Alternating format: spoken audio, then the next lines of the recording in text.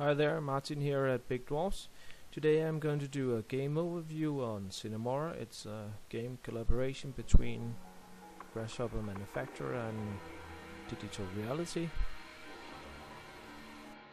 Sine Mora is a horizontal shooter, meaning that it moves from right to left, well, most of the time anyway. It's out on PlayStation 3, Xbox 360, PC and Vita.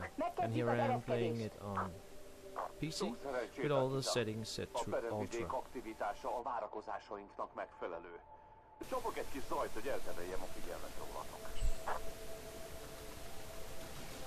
The game is made in pseudo 2D, meaning that it's rendered in 3D, but you're actually controlling the game on a 2D level. The times the game shifts into 3D movement, the player is not in control of the plane. So how does it work? Well, the basics are just like all shoot 'em ups. You fire like a maniac, destroy the horde of incoming enemies while dodging their bullets. There is, however, more to it than that. Sine Mora introduces power-ups to your plane, meaning that you're able to slow down time, making it easier to avoid getting hit by enemy fire. It also introduces the concept of time as health.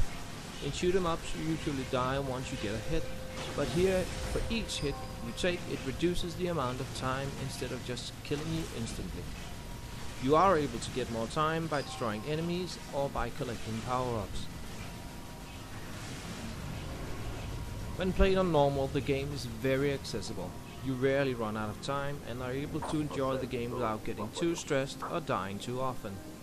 Well, not after your first playthrough anyway. There are power-ups to collect that makes the game easier. The power-ups are as follows.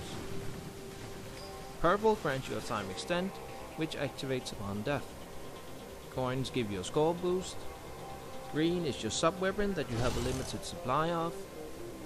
Blue replenishes your time rewind gauge, that for some reason is called time speed up. Orange grants you more time to the ever-reducing time limit. Light blue is your shield that activates once you get hit. Red is an upgrade to firepower, which you can upgrade in 9 steps, each upgrade increasing spread and damage.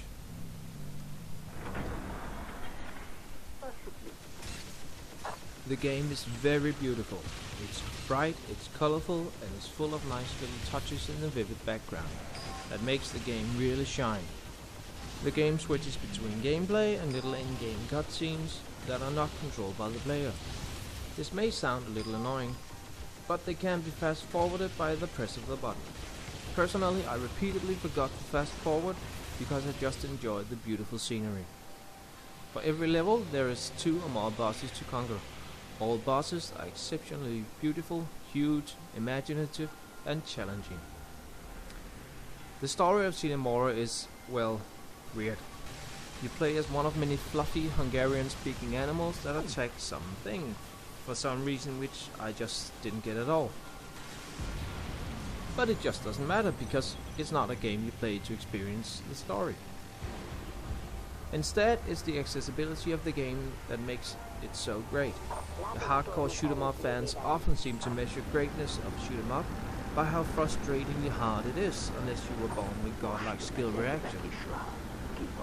This can, however, alienate normal players that don't want to learn bullet patterns and play the same section over and over and over again until they can perfect it in their sleep.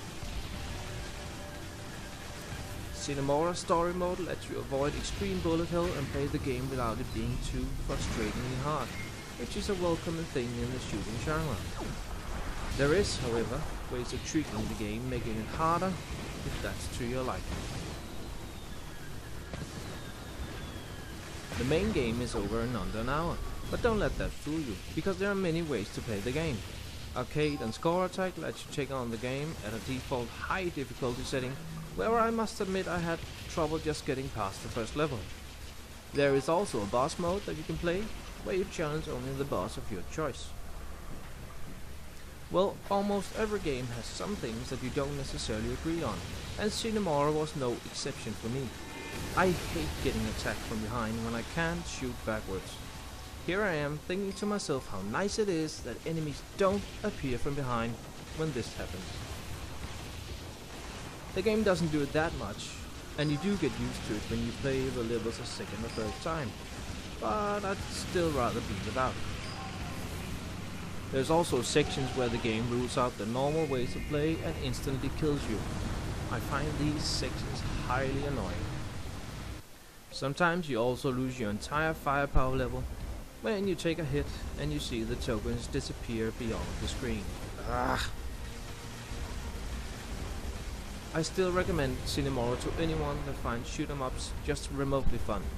What it does with amazing quality, and it's fun for both the casual players and the hardcore crowd.